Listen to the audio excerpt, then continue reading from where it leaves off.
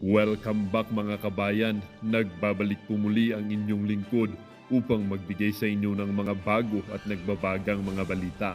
Walang nagawa si Kuting at ang mga Kongreso, lalong-lalo na ang ito si Tambaluslos sa ginawang katapangan ni Vice President Inday Sara sa hindi niya pagpapakita sa hearing sa ICC.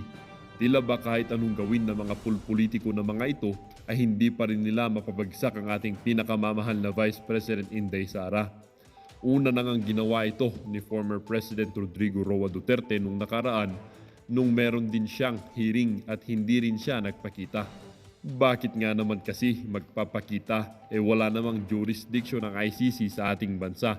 At ito pa, bakit kailangan mag-imbestiga ng mga dayuhan sa ating bansa? Ganun na lang po ba kawalang silbi ng ating justice system upang mag-imbita na lang tayo ng mga banyaga upang gumawa ng mga bagay na kaya namang gawin ng ating bansa? Nakakahiya kayong mga pulpolitiko. Pinapahalata nyo lang naghahaman kayong tunay sa pera at kapangyarihan.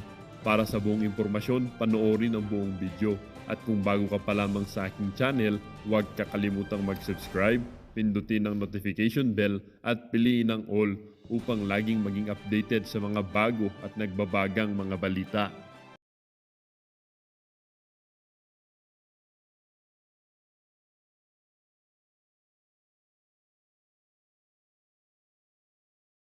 Ang isyung ito ay naging usap-usapin din sa social media. Merong isang netizen na nagsabi, nagsalita daw ang Pangulo, sabi ni Zubiri, pero tuniloy ang PI.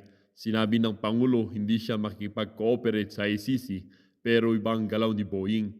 Kaya talk is cheap kasi iba ang ginagawa ng alter ego ni Kuting sa sinasabi niya. At sabi din naman ng isang netizen, hindi ko talaga maisip kung bakit ganito ang ating mga government officials, mga attorney at may mga matataas na tinapos sa college degree.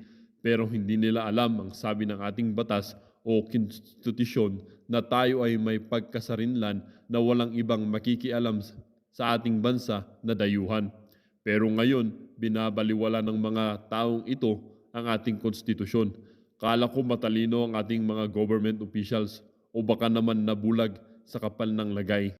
Sabi din naman ng isang netizen, Vice President Sara, kung ako din, ba't ko haharapin sa totoo lang, dati sa hindi pa naging vice si Sara, kahit isa wala siyang nasangkutan, ngayon lang na naging vice siya, ha ha ha ha, halatang halata talaga, mga galawan ng pababagsakin ang mga Duterte.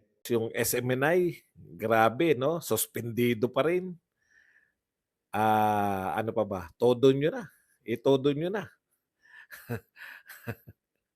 Hindi ko maintindihan 'no. Ito po bang gobyerno na 'to, nagawan po ba kayo ng kasamaan ng ating pangulo 'no? Kung talagang magtutuusan tayo, puta baka utang na loob niyo pa yung pagkakaupo niyo dito sa pangulong ito, eh. Grabe 'no, tinodo 'no? Tinodo nila lahat. Sabi ko, putya, parang bahagi ba